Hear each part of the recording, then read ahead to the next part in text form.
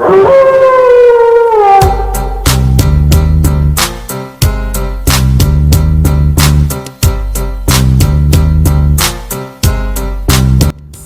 up, y'all know what it is. Y'all heard what I said, wrestling podcast. These are D-Top and Darren, aka They Don't Want None.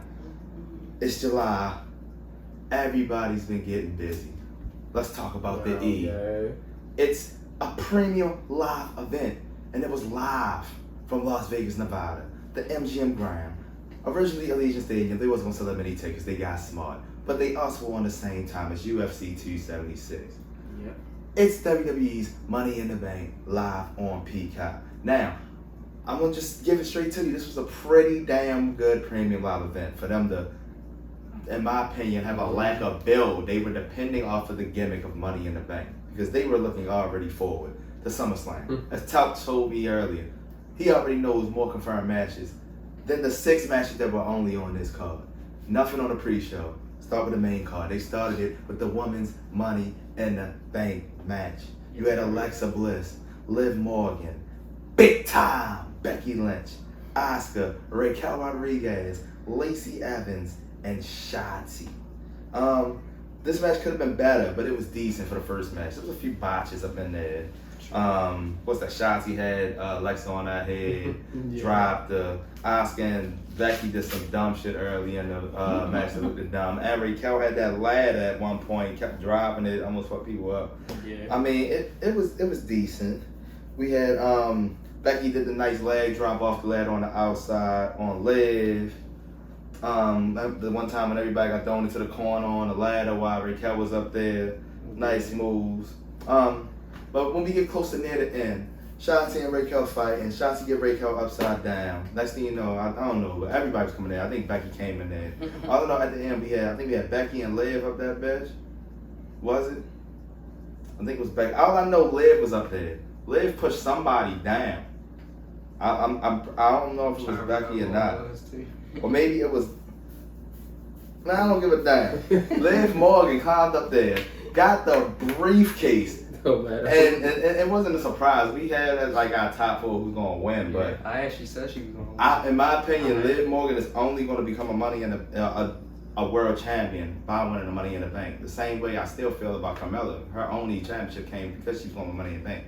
Most of these women, she's just not believable to beat, and I feel the same about Liv. And that's nothing against her. I like Liv, but Liv Morgan, Money in the Bank. 100% cash in for all women Money in the Bank, so she's almost guaranteed to be featured world champion. How you feel about this match with Liv getting that one? Match is pretty decent, but I'm just happy for Liv.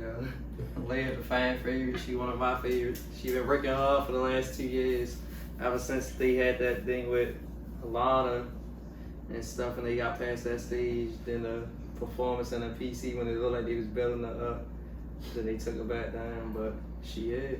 All right, now when you say wait, what stuff with Lana the fuck are you talking about? When they had that, what and with they had like and they had her come up there talking about her and Lana did something. But before Wait, that was her? Yeah, that was Liv. Before that's why they brought her back. Before Telp go. What do you mean by working hard? Because I feel like a lot Every of wrestlers. woman work I feel hard. like almost every wrestler All wrestlers work hard. on the thing work hard, and some wrestlers still get pushed to No, the back. Liv working hard because she's been through so much adversity. She shows and up and she fights every week. That's she does. She actually taking the pain and coming back and stronger every time. Guess who also fought every week on a pandemic on NXT? Shotzi Blackheart, and you see how they treated her. So I can't go by the mantra of people work hard. She been there for a long time, going all the way back from the Riot Squad. Yeah, she improved. Bobby Lashley did about 15 years. So they got a title. Again, you got to prove to me what you mean by working hard. Let go. Ruby Riott getting injured, then she was there herself, and then she left, and they brought him back with the wet and stuff. And then they started putting in matches against the top woman on Raw during the pandemic, like Charlotte. She hung in the matches. Then even going back to Elimination Chamber this year, she took the most damage in that Elimination Chamber. Was still so basically you saying Vince likes to see people get fucked up like Kofi before he gets that title. They gotta prove themselves. It's fucked up. So what are you opinion of the Saint have to prove himself when he got fucked up by the new Nexus? Yeah. And next thing I don't know how, he was like a 5-time Charles He champion. was more than that. They had to take him down or something. Alright. He couldn't keep him the world titles. Hey, this was also way better because there was actually more emphasis on title matches on this premium live And event. now that's a new star in the making. Now, this is when shit started getting good, y'all. Because the next match for the United States Championship, and it was the youngest United States champion in WWE history, Theory, They always make sure, Mike Rome always make sure he said. going up against the almighty Bobby Lashley. Now, Bobby is a certified face, good guy now. Besides Biggie and Kofi, man, black men ain't been getting this much cheers. All you heard at the beginning of the match was loud ass Bobby chants. It's been going on for over a month. I love it. Now, let's not forget, you remember a month ago when Lashley got a big win over Omar's MVP, he picked up a WWE title like he wanted to get a world title. Yeah. Now let's pivot back to this match. We get back to this match. One of the more impressive things was when Theory was going for one of his moves and Lashley caught his ass. Military press slam, power slam. But you know how Theory get back in the match. Patented drop kick, some other cheating shit. It was a pretty good match. He also got a spear on Bobby Lashley and kicked out. I don't know why he did it, A guys. taste of his own medicine. But near the end, after multiple attempts at the ATL, it just kept getting reversed.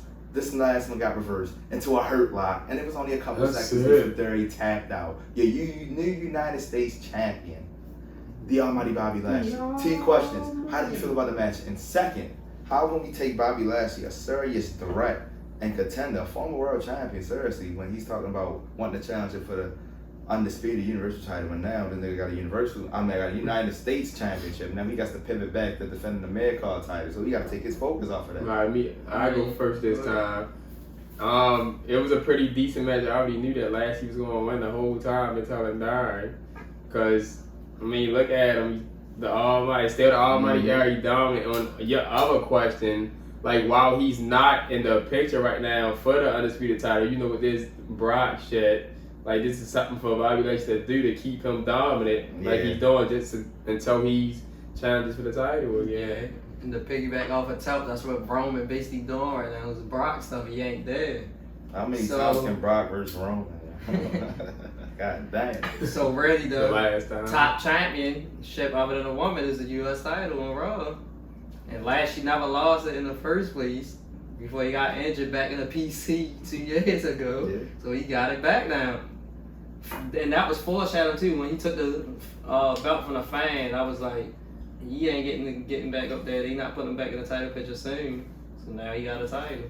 And I say it was a good match. To me, it benefited both people because Lashley looked dominant and got a title back. But Theory also looked good in the match, going up against a former world champion, making him look good. He looked almost coming out with the victory, keeping his title. One thing about Theory, I've never seen Theory They have a pushed bad him. match. He didn't, but guess what? You can't say. I mean, even though it does look good for both, it's of course it's going to look good for Theory. That's Vince McMahon boy. Come on. And you heard what Tuff said, it's just Van Moore. Boy, we'll find out a lot more about Vince McMahon, boy, a little later. But next, for the Raw Women's Championship, it's the EST of WWE, your Raw Women's Champion, Bianca Belair, going up against Mella is Money, Carmella. Mella was decked out in money gear. She got money thrown at her at ringside. We don't know if it was real or not. But then Bianca met her with a little pink, geared out little money signs of Bianca on that shit too. So they was both about their money in this match. And it was a pretty decent match. Bianca did what she does. The athleticism, power bombs, suplexes, all that shit. Pretty much near the end of the match, Carmella made it a decent match. All her taunting and booing. She punched the shit out of Bianca, and Bianca looked at her like, you fucked up. Punched the shit back out of her. Picked up for a KOD. And that was all she wrote. Shortest match of the night. It was only about 12 minutes, but it got the job done. There was really no rest holds. Bianca is still your world champion. And after the match, Carmella attacked her for no reason. But it wasn't enough for even to make a Money in the Bank person come out or even figure out why Carmella was mad. You lost, bitch. But how y'all feel about this? The EST still on top. That's what I love, babe. Yes, they still on top. Keep it rolling. She keeping it going, as she should. She should. She's showing why she should. She's showing why she should be the Yeah. champion of the EST. Carmella, she got her chance. She got mad at the end. I think that's it should be a one and done. We'll see. should be. It all depends on Rhea. Yeah. If Rhea can come back at least in the next 2 weeks, we got our SummerSlam match. Come out and see you in a battle royal or tag team. Next, undoubtedly, match of the motherfucking night. That was foreshadowed. Match of the night. What? A one and done. Match of the night. And it was for the undisputed tag team championships. It was the Street Profits, Montez Ford and Angelo Dawkins. The boys was decked out in the fresh gear. Taz done put on some muscle, but he also put on some of that little fat. But he looked a little stodgy, dogs. But hey, as Montez is always the star of these matches. They wanted to smoke. Montez is always the star of these matches, but Dawkins put on the show. They were going up against your undisputed tag team champions, Jimmy and Jay, the Usos. Cause y'all twos and we the ones. Y'all heard what he said. The ones. They was going at it. Man, this is a match of the night, man. What can you say?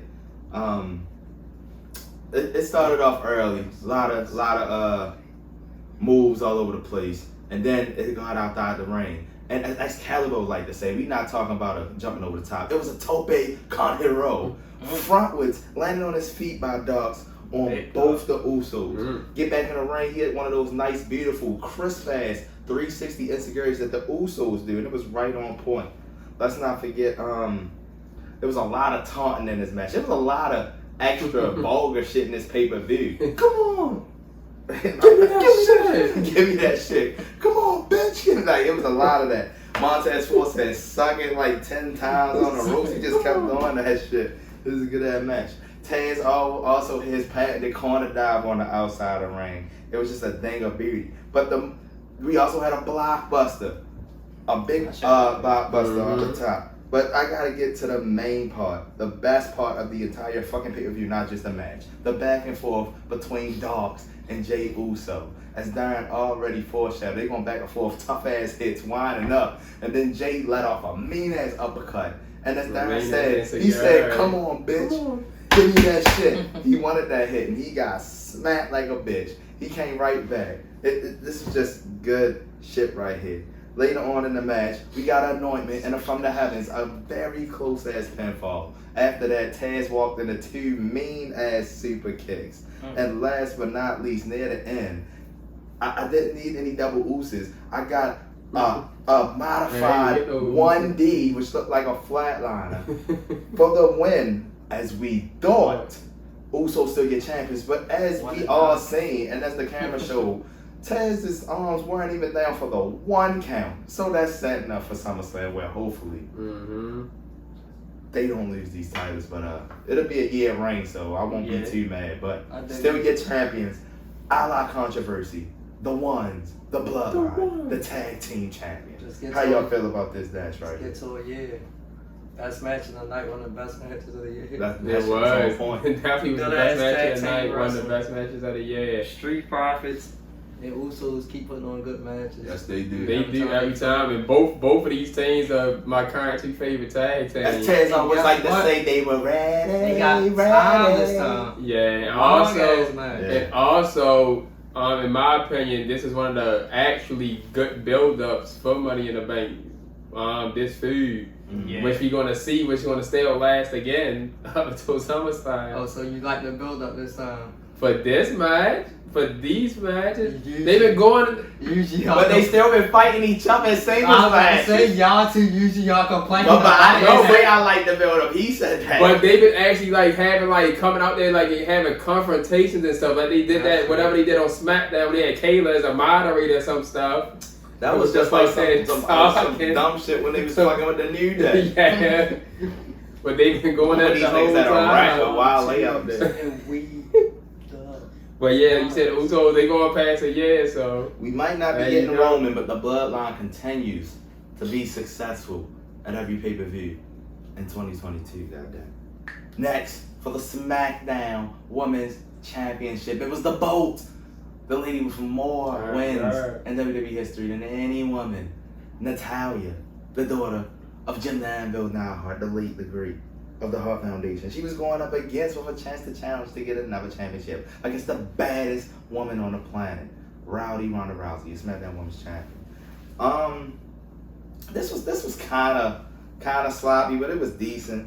Natalia had the control most of the match, and Ronda, then the most of the match that I seen, some things she was overselling and falling out the ring like she was Jericho against Rey Mysterio, and then other times she wasn't selling like she was Jinder Mahal. So I'm like, what the fuck is going on? This is a reversal fest the last 10 minutes of the match though. I don't know when, but Ronda legitimately looked like she may have hurt her. 10 minutes, it was the whole match. She might have legitimately hurt her fucking leg, but it kayfabe worked into it because I don't think she hurt her leg at first, but as the match kept going on, she kind of got hurt. She fucked up. She almost hurt Natalia elbow and shit, hitting one of them little reversal joints.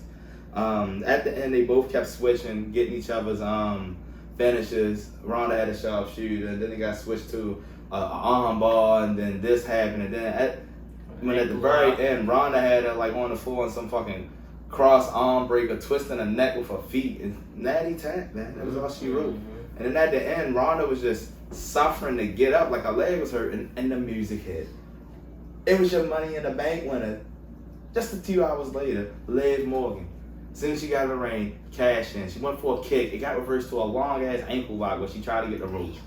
Couldn't get the ropes, but she kicked Ronda, and then she just immediately rolled up Ronda. And I think Ronda, that's what showed me that she was really hurt. She didn't even try to kick out, grabbed the ropes. She got pinned, immediately grabbed the belt, gave it to Ronda, embraced her. Liv gets the "You Deserve It" chance. The trigger was finally pulled.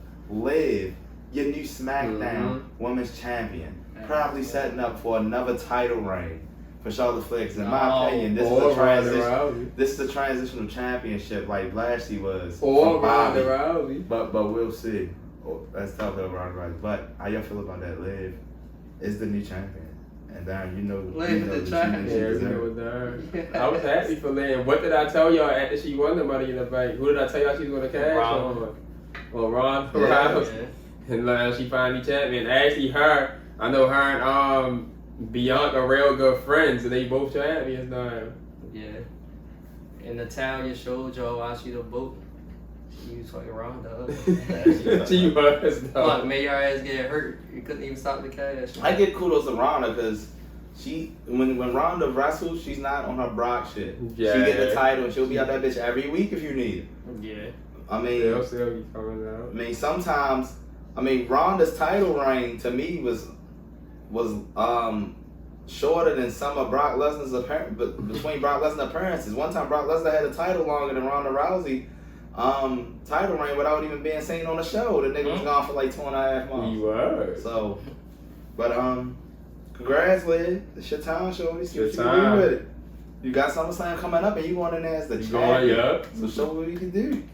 Our main event, ladies and gentlemen, the men's Money in the Bank ladder match. We had the Scottish Warrior Drew McIntyre. It was fight night for the Celtic Warrior Sheamus. We had the original Bro Riddle, Madcap Moss with the last to qualify in the Fatal 4-Way. And I'm going to talk about that before I get to this match. The honorary Uce, Sami Zayn. The Nigerian Giant Omar, Seth freaking Rollins into the last minute. Mr. Pierce comes out and says there's an extra participant. And it's the guy that lost the title early in the night. It was Austin. Let me not say Austin. It was Theory. He was the 8th man added to the match. Now, before I get into this match, on the last SmackDown, literally a day before, you had a battle royal. A good old-fashioned battle royal, as I might add, in which Baron Corbin won.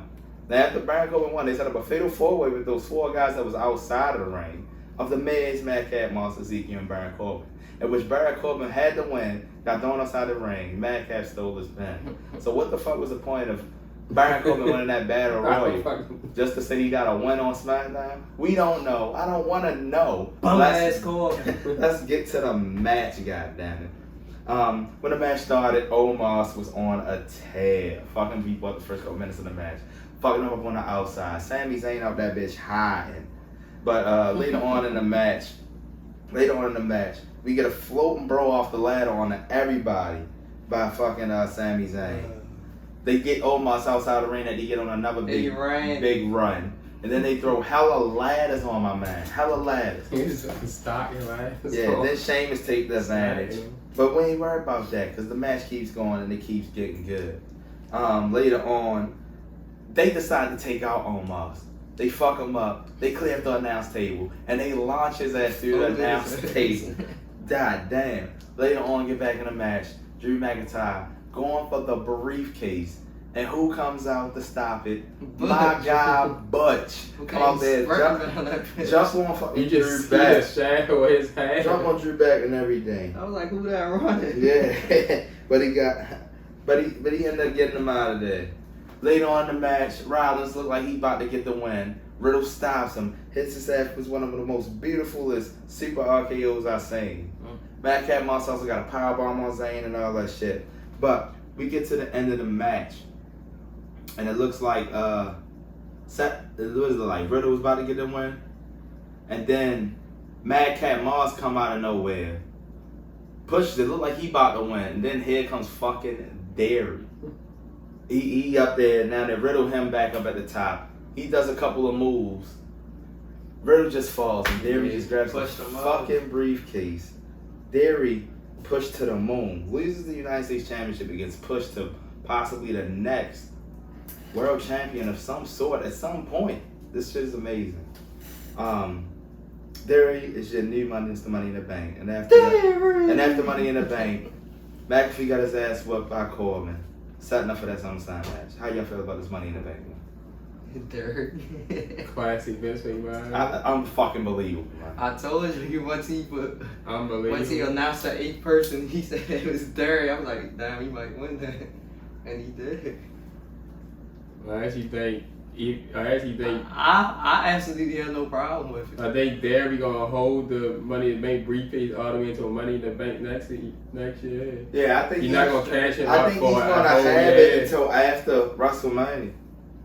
At least. I don't think at least till after WrestleMania. Yeah, I don't think he'll be able to put cash in, but it's interesting to see. Hey, y'all was complaining about him creating new stars. Here y'all go. His name is Theory. Well, when you say it like that, I ain't got no problem with Theory when you talking about Marseille and Mansoor. I just got a problem with. When you talking about that, I ain't got no problem. The only problem I got a problem with is he wasn't even supposed to be in the match. So that's the problem. But guess what? His name is Theory. 8-time down. How y'all feel about this Premium Live event? Pretty damn good. Damn good. It was pretty damn good. Pretty damn good until Derry went at the end. I had a fun time. My ups, Liv Morgan won Money in the Bank and cashing in, so we got a double dip. Bianca and of course Bianca and Lashley being successful was pluses for mine. Mm-hmm. Although for me, exactly what Telp said, the fact that Derry winning in the match gets put in the match and win. The fact that I still can't get Roman Reigns on this bitch. It's tragic. See, my thing about the Money in the Bank, Seth Rollins already multi-time champion. He don't need Money in the Bank. But they actually qualified to get in the match. Same thing with McIntyre. Same thing with Sheamus. I already knew the Omos wasn't gonna win. Riddle just had title shots.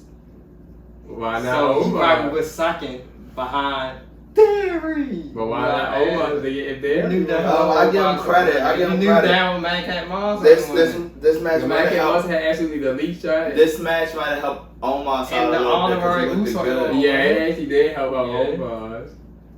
Honorary Uso wasn't going to win. He looked good at one point, but he wasn't going to win. It's interesting to see where we go from here for some people. Do Sheamus and Drew McIntyre continue fighting each other? How long does the honorary angle continue? I mean, it's a lot of things to work out. That we just had the biggest match of all time, not even months ago, and here we go with a rematch. Damn. Forecasting real quick. Do Theory cash in at SummerSlam? No, you're not cashing until after WrestleMania. Last match standing, man. You're not cashing until after WrestleMania 30. Messed up. If he cash in on Brock or Roman Reigns, he gonna be unsuccessful. Yeah. He got to cash in on somebody. You got to wait till Roman loses that at the WrestleMania. You got to be Brian Corbin. If you don't cash in, 2.0. If you don't cash in at SummerSlam, I think the champion either gonna be, if they stay on Raw, he gonna cash in on Seth Rollins. Yeah. You heard what I said, Wrestling Podcast. Y'all heard what we said. Yes, These would be tough, and darn it, they didn't want to be out this mother.